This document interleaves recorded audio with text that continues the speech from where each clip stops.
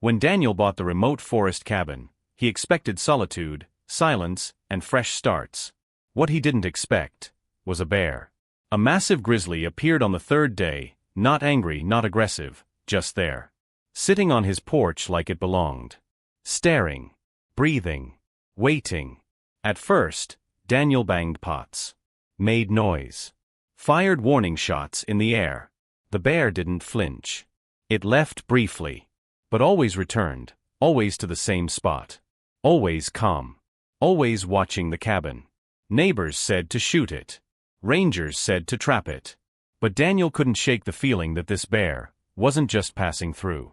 It was looking for something.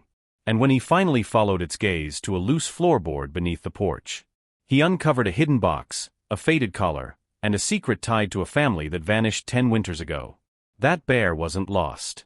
It remembered. Daniel Grant had been living in the cabin for just 3 days when the bear appeared. He'd moved into the dense pinewood outskirts of northern Idaho to escape noise, both the literal kind and the kind that lived in his head. After losing his wife, after walking away from his job, and after watching his life unravel like a frayed thread, the mountains were the only place that made sense anymore.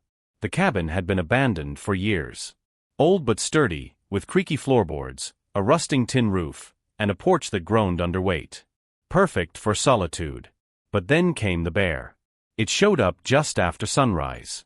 Daniel was pouring instant coffee when a shadow passed across the window. He turned, expecting maybe a deer. Instead, a full-grown grizzly. Easily 8 feet tall standing, fur thick and dark, with amber eyes that locked straight onto the kitchen window. Daniel froze. The bear didn't move. Just sat down. Right on his porch. The next few hours were a blur. Daniel made noise, yelled, even fired a warning shot into the air with his old hunting rifle. Nothing. The bear blinked, stood briefly, then calmly lowered itself back into a sitting position, its massive head tilted slightly, watching. Daniel didn't sleep that night. The bear left at dusk, only to return the next morning. Same place. Same posture. It wasn't trying to break in. It wasn't aggressive. It wasn't hungry. It was waiting. Watching. By the 4th day, Daniel had stopped trying to chase the bear off. There was no aggression in its eyes. No hunger in its behavior. Just patience. Sometimes it stared at the window. Sometimes it turned its gaze toward the far edge of the porch, near the corner where the wood had rotted slightly. Always that same spot. Daniel watched from inside, unsure if he was going crazy. He spoke out loud now, to the bear, to himself, to the woods. "You're not just some wild animal, are you?" he muttered. No answer. Just slow breathing and calm presence. That evening, Daniel called the county ranger's office. "Describe the bear," the dispatcher said. He did. Silence. Then she said quietly, "That sounds like the one that used to hang around the Coulter property. They owned that cabin before you. Vanished about 10 years ago." Daniel felt a chill. What happened to them? No one knows. They had a daughter. Lived off the grid. Then one day gone. No signs. The bear used to come around a lot before that too. Daniel's heart beat a little faster. This bear remembered. He couldn't stop staring at that corner of the porch where the bear's gaze always landed. The next morning, just before sunrise, Daniel stepped outside. The bear was already there. It didn't move. He raised a hand. Not to scare it, just to acknowledge it. Then slowly, he walked to the spot on the porch where the floorboards groaned the loudest. He knelt. And pried one up. Beneath the wood, wrapped in old cloth, lay a small wooden box, carved with initials. C. Coulter. Inside, dust-covered keepsakes. A faded family photo. A child's drawing of a bear. A collar. And a letter. Daniel looked up. The bear was still watching. Not threatening. Not afraid.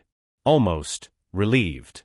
Daniel sat cross-legged on the porch, the box open in front of him, the morning fog swirling across the forest like whispers. The bear remained a silent sentry, unmoving at the far corner.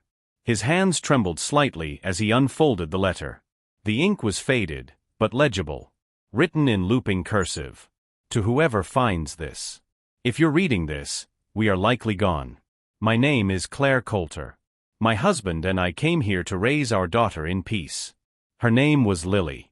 She loved this place. She loved the woods. But most of all, she loved the bear. Daniel blinked, reading the next line twice. We found him when he was just a cub, his mother killed by poachers. We fed him, raised him. We never caged him. He came and went as he pleased. Lily named him Kodiak. He was hers. And she was his. One winter, Lily fell through the ice on the lake. By the time we reached her, it was too late. We buried her under the big spruce tree behind the cabin. Kodiak didn't leave the porch for weeks. After we buried her, he stayed by that spot. Every single day. Eventually, we left too. Couldn't bear to stay. But I think Kodiak still waits. Maybe he's waiting for her to come back. Maybe he's watching over her memory. If you're kind, leave the porch light on. He finds comfort in it. Daniel stared at the paper, heart heavy. The bear, Kodiak, wasn't just loitering. He was mourning. Guarding the only place he knew her to be. The same place she'd always come out to greet him. The porch. That night, Daniel left the light on. He placed the box back under the floorboard, but not before adding one thing, a photograph he'd taken that morning. Kodiak. Sitting. Watching. Remembering. He folded it carefully and whispered, "I'll keep your spot warm, old boy." And inside, the bear sat through the night, glowing softly in the porch light, like a ghost that had never left. The next morning, Daniel followed the trail behind the cabin, one he hadn't dared to explore until now. The forest was quiet. Not silent, alive in its stillness. Pine needles underfoot, sun streaming through the branches in golden shards. Kodiak didn't follow, but watched him go. Daniel walked until he found it, the spruce tree. It was massive, ancient, with a wide, gnarled trunk and roots like reaching fingers. At the base, he saw what he had expected, and feared. A small wooden marker, weather-worn and half-buried by leaves. No name. No dates. Just a single, hand-carved heart. Daniel knelt before it. A gust of wind passed through the trees like a sigh. "This is where she is," he whispered. "This is where you wait." He looked over his shoulder. Kodiak was still at the porch, unmoving. But Daniel understood now. That evening, he brought a candle to the base of the tree and lit it. Not for religion. Not for ritual. But for memory.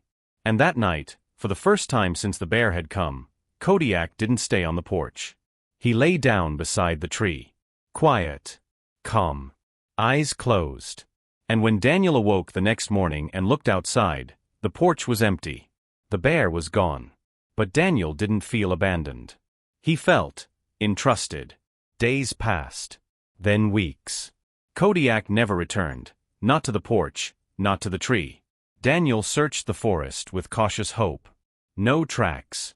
No broken branches. It was as if the great bear had faded into the forest itself. But every morning, Daniel still lit the porch light. It had become part of the rhythm now, a silent nod to the soul that once kept watch there. A light for Lily. For Kodiak. For memory. One snowy morning in early spring, a ranger came by to check on Daniel.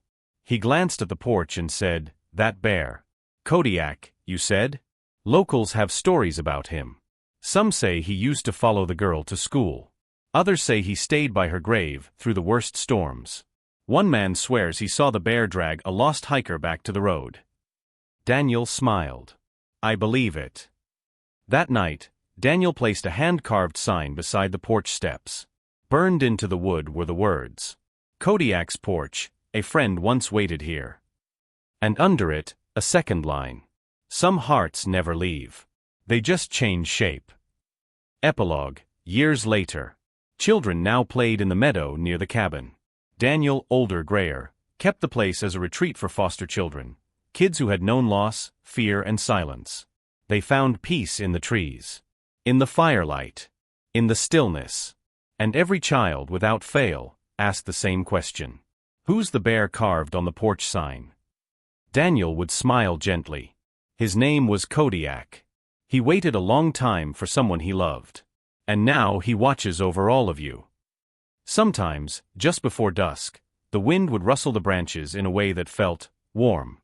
like something large and loyal had passed through. Quietly. Still guarding.